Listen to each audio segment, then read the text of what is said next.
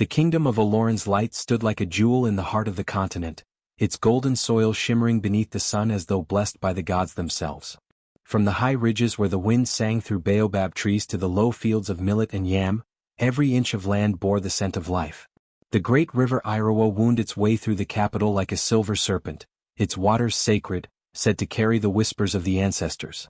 At dawn, villagers gathered along its banks to offer palm oil and kola nuts, watching the ripples spread and vanish beneath the palace that sat upon the river's heart. The people believed the river's spirit chose the rulers of Olorin's light, and as long as the royal blood remained pure and just, the waters would flow clear and unbroken. At the center of this harmony ruled King Oba and Queen Adana, a pair as steady as earth and sky. The king's laughter could be heard echoing through the marketplace when he mingled with traders, and Queen Adana's presence was like the first rain after a long dry season, gentle, life-giving, and revered. She was not only a ruler but a healer, one who listened to the sick and the weary, who touched the hands of beggars without fear of losing her own grace. It was said her eyes carried the calm of the river and her voice the rhythm of drums played during harvest festivals. Under their reign, peace became not just a word but a rhythm the people lived by. Crops grew in abundance, children played without hunger, and even the wind that swept through the plains carried songs instead of cries. But the true joy of Olorin's light was their daughter, Princess Naya. She was born during a solar eclipse, a moment the priest had called the meeting of light and shadow. The river had glowed red gold that night, and the midwives whispered that the child carried a blessing too vast for one life. From her earliest years, Naya displayed a strange awareness of the world beyond sight. She spoke to birds, sang to the river, and the fish would rise in answer to her voice. Farmers claimed their crops grew taller after she walked their fields barefoot, and the elders often bowed to her as though she were already touched by the spirits of old. Yet she was no stranger to laughter. Her joy was wild and free, like rain dancing on the rooftops. Her mother often watched her and whispered a prayer to the gods that this light never be dimmed. The palace itself reflected their fortune. It was built from sun-baked clay mixed with gold dust, its walls etched with carvings of lions, serpents, and ancestors locked in eternal dance. Every evening, as the sun melted into the river, the entire capital of Iroha would glow as though aflame, bathed in the warm hue of prosperity. The people celebrated every full moon with drums that rolled like thunder, and the scent of roasted plantains and spiced yam filled the air. The kingdom knew no war, no famine, no rebellion. It seemed even time respected Olorin's light. But where peace lingers too long, shadows often grow restless. It began as whispers, faint and easily ignored. The river that had always been cool to the touch now felt strangely warm at dawn.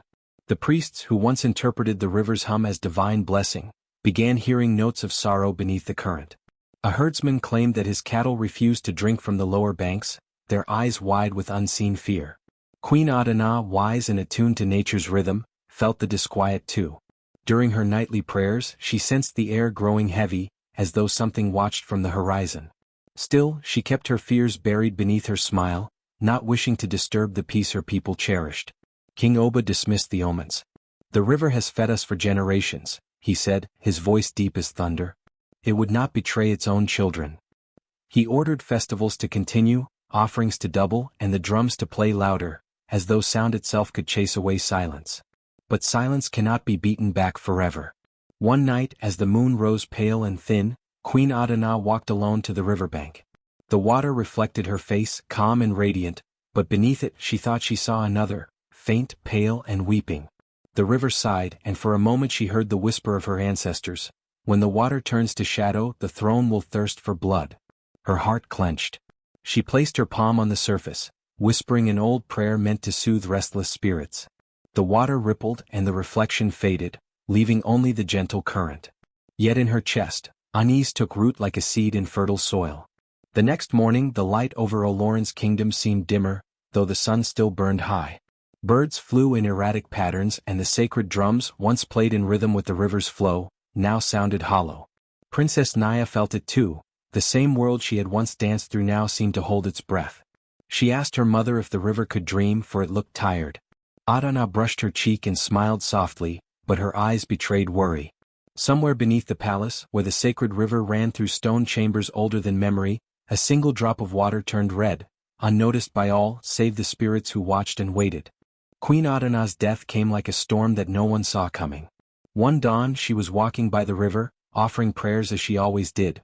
By dusk, the palace was shrouded in mourning cloth. Her body was found near the sacred water, her face serene but her lips blue as twilight. The priest declared it an accident, that she must have slipped on the wet stones, but the river, usually calm, churned violently that night, its surface reflecting red even beneath the moon.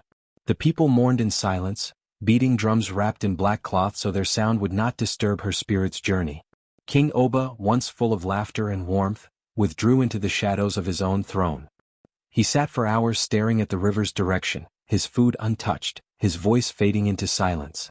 The palace, once alive with music and joy, became a house of whispers. For months, the court watched helplessly as their king turned hollow. Trade slowed, festivals ceased, and even the sacred dancers stopped performing at the riverbank. The council, fearing the decline of the realm, began to murmur among themselves. The kingdom, they said, needed the presence of a queen, someone to restore balance, to rekindle the king's spirit and the faith of the people. The high priest, a man old enough to remember the first coronation of Oba's lineage, approached the throne one morning and bowed deeply. "The river demands harmony, my king," he said softly. "Olorin's light cannot stand on one pillar alone." Oba lifted his weary eyes, and though he said nothing, a single tear rolled down his cheek. It was decided. The king would remarry. The search for a new queen was swift and secretive. Messengers were sent across provinces, bearing gifts and royal summons. Among those who arrived at the palace gates was a widow named Lady Zulika from the distant province of Utina, a land of dark soil where the rains rarely fell and the moon was said to rise crimson. She came dressed in garments woven with black and gold threads, her posture regal yet serpentine, her voice soft as silk yet sharp as hidden steel. Her beauty was undeniable, her skin glowed like polished bronze, her hair coiled in waves that framed her delicate face. But it was her eyes, deep, dark, and glimmering with something unreadable, that unsettled even the bravest of men. When she spoke, her words dripped with grace, yet carried a rhythm that seemed to draw listeners in as if under a spell. The day King Oba met her, the river ran still, and the wind refused to move the palace flags. As Zulika bowed before the throne, her gaze flickered briefly toward the ground beneath the royal seat, a glance so fleeting that none but Naya noticed. The young princess stood in silence beside her father, her hands clasped tightly. Though Zulika's smile was flawless, there was something about it that made Naya's stomach twist. The woman's charm filled the hall like the scent of rare flowers, beautiful, intoxicating, but heavy enough to choke. When she laughed, the torches flickered. When she spoke, the echoes in the marble chambers lingered a little too long. Within days, the king's demeanor began to change. He smiled again, albeit weakly, and allowed the court musicians to play once more. He began to eat, to meet his council, to dress in his royal robes. The people rejoiced, believing the curse of grief had lifted. But the servants whispered of strange occurrences, candles burning themselves out during prayers, mirrors fogging without breath, and footsteps echoing long after the corridors emptied. Zulika brought with her new customs from her homeland, night feasts where no light but moonshine was allowed, incense made from herbs unknown to the royal healers, and songs in a tongue that made the air hum. She said they were rituals to honor her ancestors, and though the king accepted them, some in the court felt the weight of unseen eyes watching from the corners of the room. Naya, now nearing her 17th year, could not ignore what her spirit sensed. Every time Zulika touched her father's arm, the air around them seemed to shimmer faintly, as though reality bent under invisible pressure. Once, late at night, Naya passed by the queen's chamber and heard a voice, not Zulika's but something deeper, layered like many echoes speaking as one. She pressed her ear against the wall, her heart racing, and caught words that chilled her to the bone. "The blood remembers. It waits." When she peeked through the half-open door, she saw Zulika kneeling before a small basin filled with red water, whispering to her own reflection. From that night onward, the palace never felt like home. Even the river seemed different, slower, thicker, as though struggling to breathe. Naya's dreams turned restless. In them, she saw her mother standing by the riverbank, reaching out to her, but behind her mother's figure stood a shadow crowned in gold and dripping crimson. Naya would wake trembling, her chest heavy, her heart whispering warnings she could not yet understand. Every time Zulika smiled at her, it was too perfect, too polished, and behind that sweetness, Naya felt the gaze of something ancient and hungry watching her through the queen's eyes. The morning of the coronation dawned bright and cloudless, the kind of day that seemed painted by the gods themselves.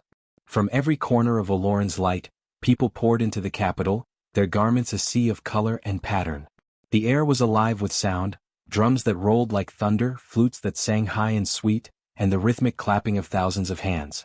Incense burned thickly in clay bowls, its smoke spiraling toward the sky, mingling with the scent of crushed flowers scattered across the palace steps.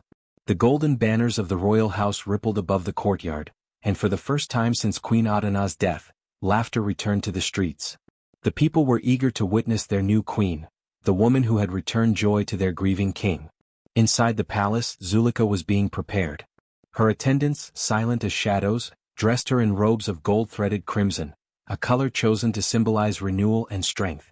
Jewels shimmered around her neck and wrists, each one catching the sun like a drop of fire. She stood before a mirror framed with ivory, her reflection both radiant and unnerving. The mirror seemed to ripple slightly as though the image within it breathed. She touched her own face gently, her smile poised but cold, her dark eyes glinting with something that looked like satisfaction. When the chief attendant whispered that it was time, Zulika nodded, her expression serene. The coronation platform was built directly above the ancient stone where generations of monarchs had been crowned. Beneath it, hidden from view, ran the sacred river, the kingdom's spiritual lifeblood. The priests stood in a circle, chanting verses older than memory, their voices low and rhythmic. The people pressed close to watch, their excitement humming through the air like an electric current. King Oba appeared first, dressed in robes of white and gold, his crown shining in the morning light. When he extended his hand to Zulika, a cheer erupted from the crowd that shook the very walls. She stepped forward gracefully, every movement deliberate, her feet barely disturbing the petals strewn before her. As she knelt before the throne, the high priest lifted the anointing vessel, a carved gourd containing the sacred oil blessed by generations past. The crowd fell silent. The priest dipped his fingers into the shimmering golden liquid and began to trace the ancient mark of queenship on Zulika's forehead. But as the oil touched her skin, the color shifted, gold fading into a deep, unsettling crimson. Gasps rippled through the courtyard. The priest froze mid-motion, his eyes wide with horror. He glanced down at the vessel. The oil inside had turned thick and red like fresh blood. A murmur of unease moved through the crowd. The drummers faltered. Even the birds circling above fell silent. The priest's hand trembled as he turned toward the king. "My lord," he whispered, "this is not..." But King Oba raised his hand sharply. His voice, heavy with emotion and pride, cut through the tension. "Continue the rite," he commanded. "It is a sign, a new dawn, a blessing in another form." His words carried the weight of royal decree and no one dared protest.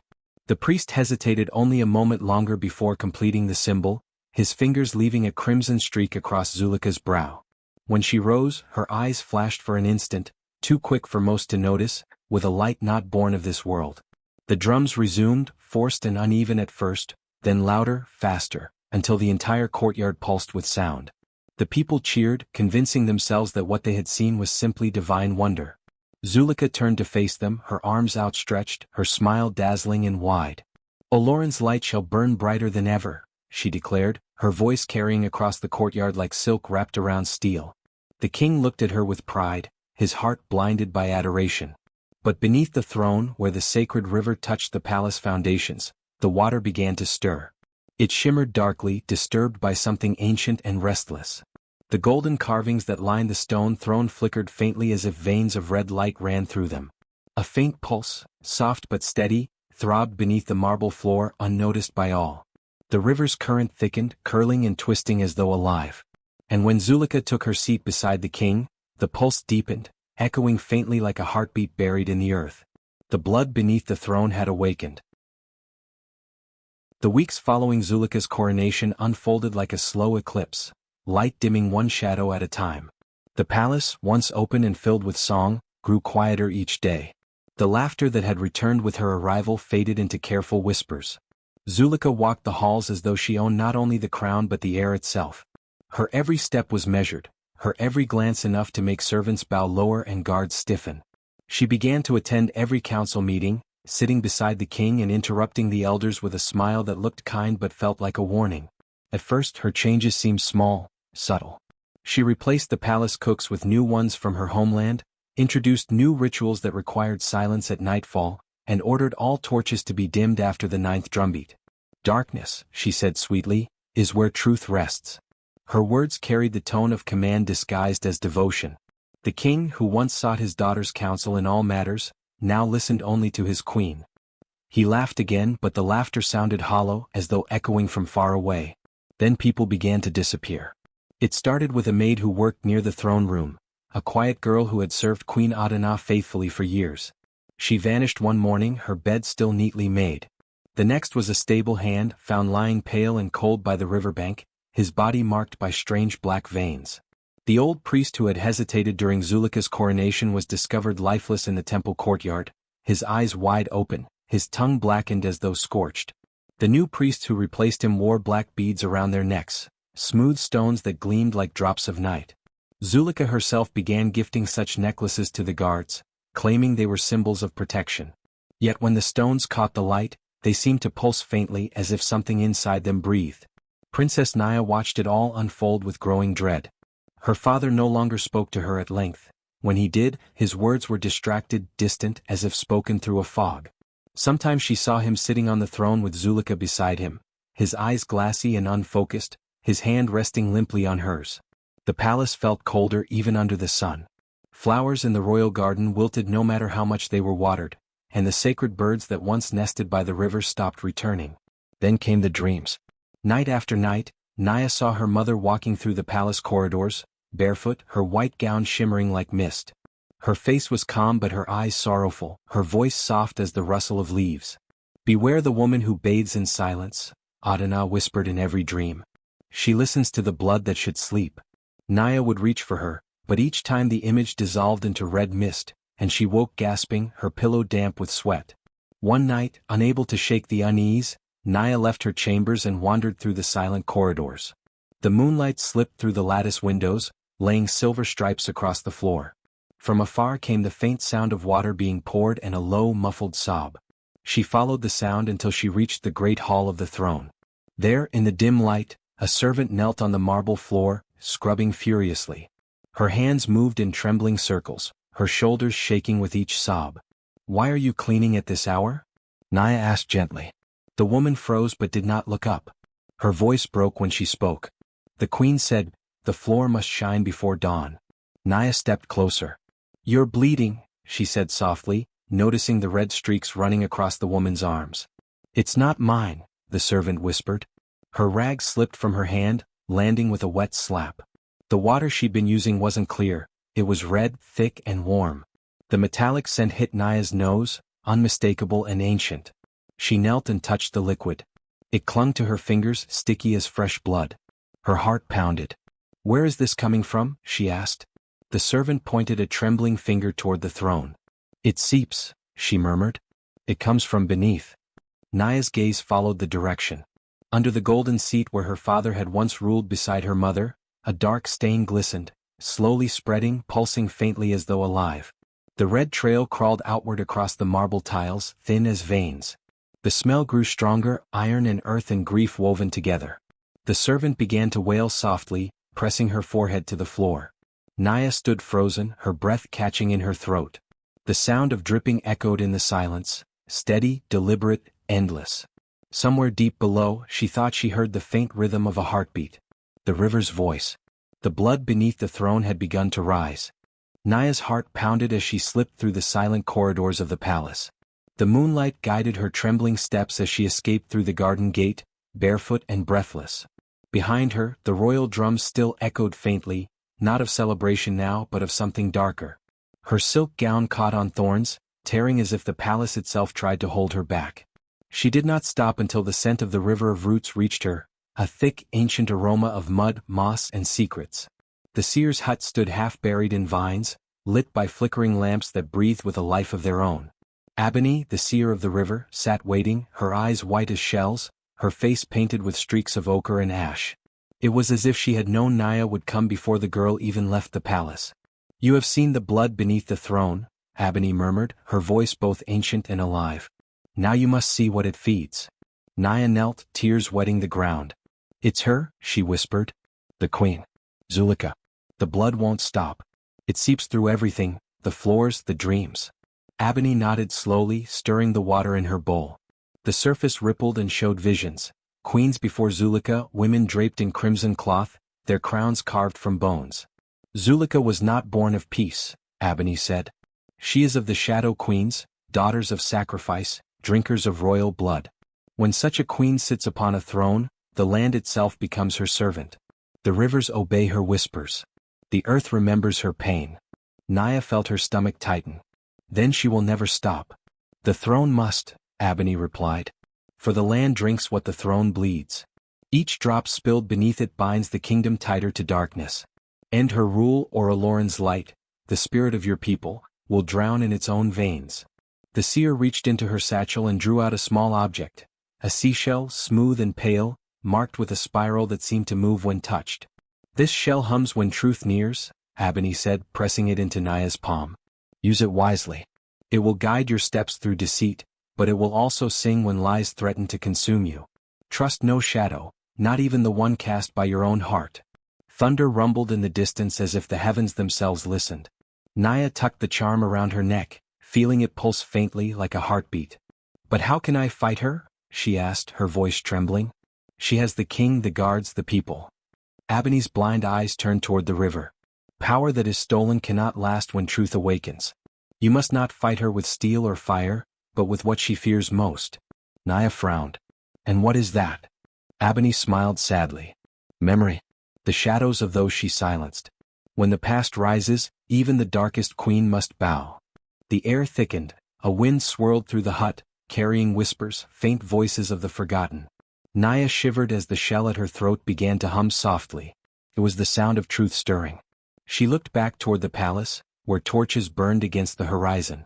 Somewhere within those golden walls sat Zulika, her crown gleaming with lies, her hands dripping with unseen blood. Naya stood. Then I will wake the past, she said quietly. Abani nodded once, her voice barely above a breath. And when you do, child, remember, not all who stand in light are free of shadow. Naya stepped into the night, the river whispering behind her, the shell's faint hum leading her into a destiny she could no longer escape. The palace slept, but the walls whispered.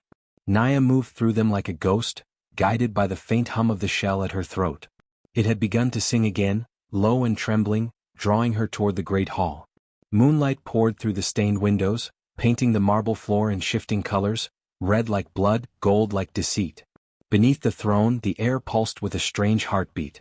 Her mother's voice seemed to echo from far away, "Beware the woman who bathes in silence."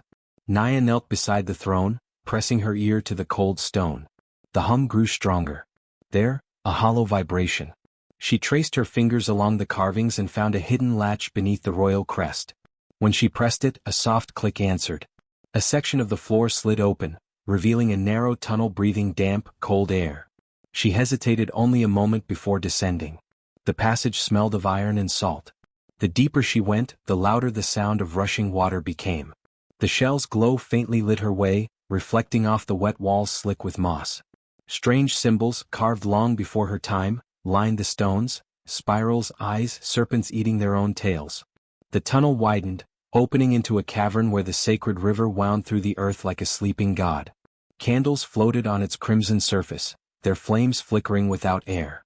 Offerings lay scattered on the rocks, bones, broken bangles, and the rotting fruit of forgotten prayers. Naya's breath caught when she saw it. There, half submerged in the blood-red current, floated a crown, delicate, golden, adorned with tiny shells and pearls. Her mother's crown. Tears blurred her sight. She waded into the water, the cold biting into her legs. When her fingers touched the crown, the world shattered into visions. She saw her mother, the true queen, kneeling before the same river. The priests chanted blessings, their voices trembling as if the gods themselves watched. Zulika stood behind her, face hidden beneath a veil. A flash of steel, a cry, and the queen's lifeblood spilled into the river. The waters drank greedily. The spirits of the deep stirred, and Zulika whispered her vow, "Bind me to the throne. Let it never bleed without my will." Naya fell to her knees, gasping. The vision changed, her mother's spirit reaching out, her voice soft but fierce. "My daughter, the river remembers. It waits for you." The crown trembled in Naya's hands, glowing faintly as if alive. The hum from the shell rose in pitch, merging with the river's whisper. The crimson tide pulsed like a heartbeat, as though the land itself wept beneath the palace. Naya understood now, the throne was not merely a seat of power. It was an altar. Every coronation, Every drop of blood shed in the royal name fed the river below. The kingdom's glory was built on sacrifice, and Zulika had bound its flow to her dark soul. Naya stood, her grief turning to fire. "You killed her," she whispered into the darkness. "You fed her spirit to this river. But now it will rise against you." The candles flared, the river roared, and for a moment she thought she heard her mother's laughter, not of joy but of justice long delayed. Naya placed the crown on her head. The cold metal seared her skin and the vision steadied. She saw herself standing before the throne, the shadows retreating, the blood drying beneath her feet. The river began to calm, its red fading to a deep royal blue. But at its center a whirlpool formed, whispering promises and threats in the same breath. The spirits had seen her. They knew her name now. Naya turned away, her wet gown clinging to her legs as she climbed back toward the palace. Each step echoed with purpose. The storm was no longer coming, she was the storm. When she reached the hidden door again, dawn was just breaking above the kingdom. The first light of morning painted the throne room gold. But beneath that glow, the stones still glistened, a reminder that some blood never truly dries. Naya looked toward the throne and whispered, "Mother, I will finish what you began." And somewhere deep below, the river answered with a ripple that sounded very much like a heartbeat. The kingdom of Aloran's light shimmered with preparation as banners of gold and crimson waved above the palace walls. The Feast of Renewal, a sacred celebration meant to bless the land and honor the river gods, had not been held since Queen Adana's death. Now, under Queen Zulika's command, it would return in all its splendor. Servants rushed through the courtyards, setting tables carved from ivory, filling jugs with honey wine, arranging garlands of flame lilies along the pillars. Yet beneath the beauty, an unease clung to the air like smoke. The palace birds did not sing that morning. The sacred drums, usually restless with joy before a feast, remained still, their hides stretched in silence. Zulika stood before her mirror as her maids adorned her in the ceremonial robe, a deep shade of red that shimmered like fresh blood. Around her neck gleamed the necklace of black stones that pulsed faintly with light as if alive. She smiled at her reflection, but the smile did not reach her eyes. "Tonight," she whispered to the stones, "the kingdom will bend to my will again." In the grand hall, Naya stood quietly beside the throne. Her silver gown caught the flicker of torchlight, but her eyes were distant, wary. Zulika had ordered her presence, calling it a gesture of reconciliation, a mother and daughter united before the gods. But Naya could feel the falseness in every word, every glance. She remembered the river's whispers, the visions of her mother's death, and the promise she had made. King Oba sat at the head of the feast, his face worn by grief and confusion. Once a man of strength and laughter, he now seemed a hollow shell, ruled not by crown or council, but by the shadow sitting beside him. As the guests gathered, Zulika rose gracefully, her voice ringing clear through the hall.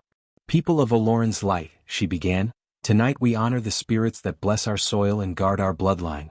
Let this feast renew our bond with the river and restore peace to our hearts." Applause followed, though muted. The nobles bowed, the priests chanted blessings, and the smell of roasted meat and incense filled the air. Naya forced herself to smile when Zulika took her hand, raising it before the crowd. "My daughter," Zulika declared, "the future of this kingdom." The hall erupted in cheers, but the sound faltered as the torches flickered, one then another, as if the air itself resisted celebration. When the servants poured the wine, Zulika leaned slightly forward, her sleeve concealing a silver dagger. With a practiced motion, she pricked her palm and let a single drop of her blood fall into the king's goblet. The black stones around her neck glowed faintly. She whispered under her breath, a prayer not to the gods above but to the ones below. "Spirits of the river, drink of me and keep my throne eternal." She lifted her cup high. "To renewal," she said. "To renewal," the hall echoed. Naya's shell pendant grew warm against her skin. It began to hum again, louder this time, urgent. Her gaze darted toward Zulika's hand, and she saw the faint shimmer of blood swirling in the wine. Before she could speak, the first thunder cracked. The ground trembled. Candles guttered and went out. The music faltered, the drums stopped mid-beat. Outside, a wind rose, fierce and wild, carrying the scent of iron. The laughter died as the sky turned from gold to gray, then to a deep, bruised purple. King Oba's goblet froze halfway to his lips. What is this?" he stammered. Zulika's smile faltered. The black stones at her throat dimmed, then pulsed erratically. She turned her gaze toward the tall windows, where lightning flashed over the river. What she saw made her blood run cold. The river of Oloran had turned red again. Its waters churned as if alive, crashing against its banks, spilling toward the palace walls. The crimson waves shimmered with faces, spirits screaming, crying, reaching upward as though clawing for air. The priests fell to their knees, wailing prayers of protection. "The river rejects the offering," one cried. "The spirits are restless." Zulika's composure cracked for the first time. Her hand trembled. She turned toward Naya, who stood motionless, her pendant glowing brighter than ever. "You did this," Zulika hissed under her breath, her voice trembling with fury. Naya met her gaze. "No," she said softly. "The river did." Thunder rolled again, shaking the throne. A streak of lightning split the sky, striking the palace gates. The torches flared back to life, burning not gold but crimson. The blood beneath the throne, long hidden, began to rise once more through the cracks in the marble. It oozed slowly, forming small pools at Zulika's feet. The crowd screamed and scattered as the drums outside, once silent, began to beat again, but not by human hands. Each thunderclap matched the rhythm. Each flash of lightning, a heartbeat of vengeance. Zulika stood frozen, the crown gleaming above her trembling brow, as the river's roar echoed through the hall like laughter from another world. And Naya, standing beside her, whispered to the storm, "The spirits have begun to speak." The first scream came from beneath the floor. It was not human, too ancient, too deep, a sound like stone remembering pain. The golden walls of the palace trembled as the marble cracked, and from those cracks, a red mist began to rise. The torches dimmed, then flared with ghostly blue fire, casting long shivering shadows across the feast hall. The music had long stopped, but now a new rhythm filled the air, the slow, thunderous heartbeat of the underworld. Then the voices came. At first a whisper like wind through bones. Then louder. A chant carried by the air itself, "Adana, Adana, Adana." The sound made the chandeliers sway. The guests fled in terror, their silken robes brushing through puddles of spreading blood. The priests dropped their charms and holy staffs, their prayers drowned by the rising wail of the dead. From beneath the throne, the blood surged upward, glowing red, then white-hot, and shapes began to form within it. Ghosts. The spirits of those who had been sacrificed for power, condemned to sleep under the palace stone. Their faces were pale as ash, their eyes blazing with golden flame. Their mouths opened and released the same name again and again, Adana. Queen Adana's spirit led them. She emerged like dawn after centuries of night, her figure luminous, her gown woven from starlight and shadow. Her eyes, kind even in death, burned with sorrow and fury. Every step she took left the floor sizzling where her feet touched it, the earth itself recognizing its true queen. Zulika stumbled backward, clutching the arm of her throne. "No, you belong to the river. You were bound," she shouted, her voice breaking. Adana's spirit did not answer. Instead, she turned her gaze toward Naya, who stood frozen in awe and grief. "My daughter," she said softly, though her voice carried like thunder. "The blood beneath the throne remembers. But so does love." Naya felt her knees weaken. The air was heavy with power, with memory, with wrath. She could feel her mother's presence inside her bones, the old rhythm of their bond pulsing with every heartbeat. Zulika raised her hand, and the black stones around her neck glowed once more. The shadows in the corners thickened, forming clawed silhouettes that reached toward the spirits. "I command you," she screamed. "You are bound to me. I fed the river your blood, you will obey your queen." The spirits recoiled, then stilled. But the light around Adana flared brighter, defying the darkness. "You are no queen," Adana's voice rang out. "You are the hunger that calls itself crown." Zulika's necklace cracked, spilling sparks of black fire. Her own shadow twisted and clawed at her throat. The blood that had once served her began to turn against her, winding like red serpents around her legs. Naya took a step forward. Her pendant, the shell Ebony had given her, glowed fiercely now, humming like the voice of the earth. She felt her mother's hand reach for hers, not flesh but spirit. When their fingers touched, warmth flooded through her body. The storm outside answered their union. Lightning burst through the skylight, striking the center of the throne room. The golden roof split apart, revealing a sky torn in half crimson, half silver. The wind howled with the voices of ancestors long forgotten. Naya raised her mother's crown high. "The throne bleeds no more," she cried. The spirits echoed her words, their voices shaking the foundations of the palace. The walls began to crack, gold turning to dust. The great banners of Oloran's light caught fire, their flames dancing in rhythm with the ancestors' chant. Zulika screamed as the blood she had spilled rose up her body like living chains. No. I am the chosen one. The spirits promised me power. Adana's ghostly eyes softened with sorrow. They promised you power, she said, but you fed them innocence. You turned the river sacred into a river cursed. The ghost surged forward, swirling like a tempest around Zulika. Her crown flew from her head, melting in midair. The black stones shattered, releasing screams that did not belong to her.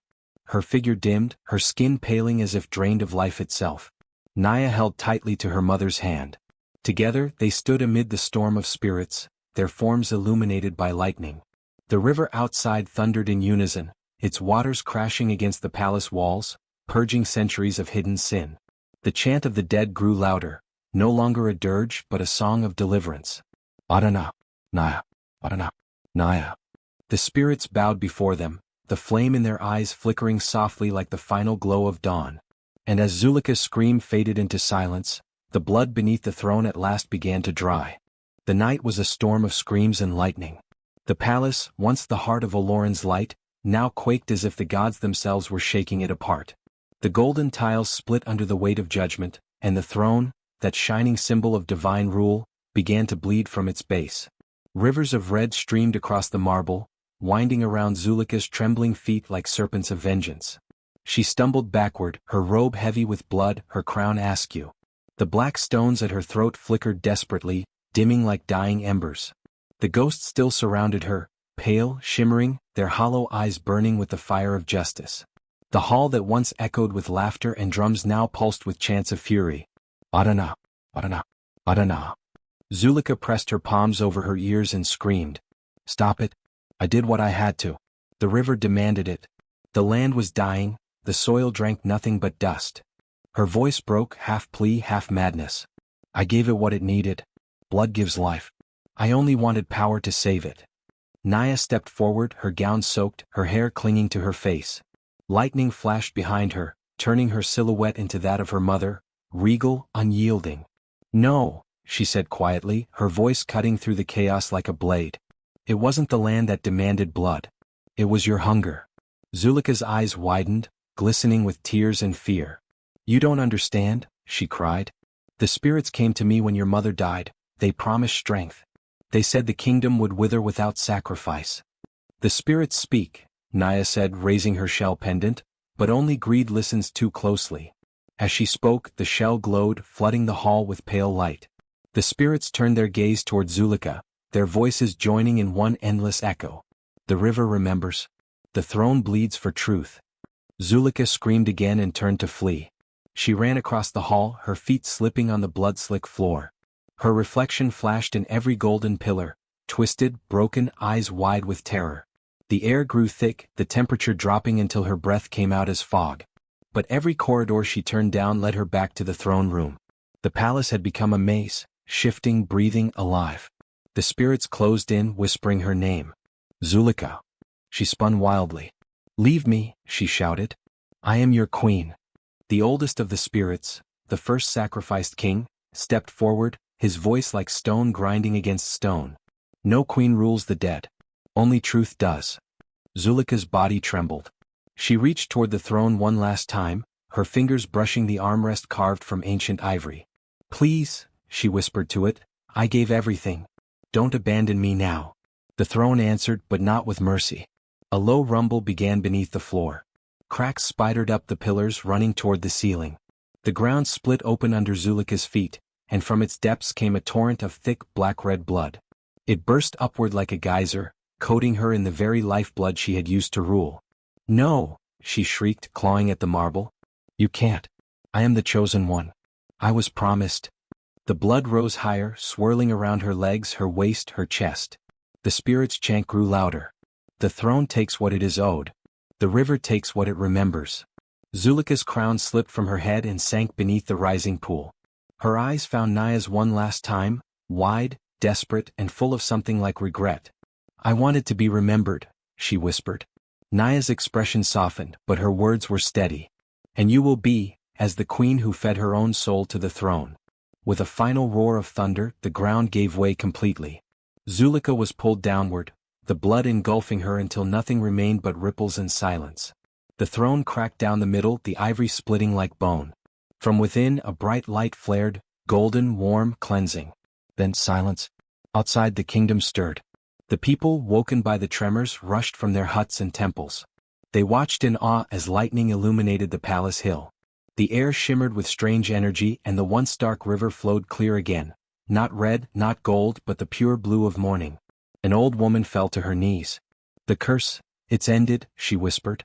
But as the thunder faded and dawn broke, the people saw it, a faint shimmer of red still glistening in the cracks along the palace steps. Not flowing anymore, not alive, but there, like a scar that refused to fade. In the hall above, Naya stood alone. Her mother's spirit had vanished into the light, her final touch a whisper against Naya's heart: "Rule with mercy. Let no throne demand blood again." The shell pendant at Naya's neck dimmed, its hum now quiet, but not silent. She looked down at the fractured throne, half buried in the dried crimson. For a moment she thought she heard a faint heartbeat beneath it, slow and distant. The kingdom was free. The curse was broken. But the blood beneath the throne refused to dry.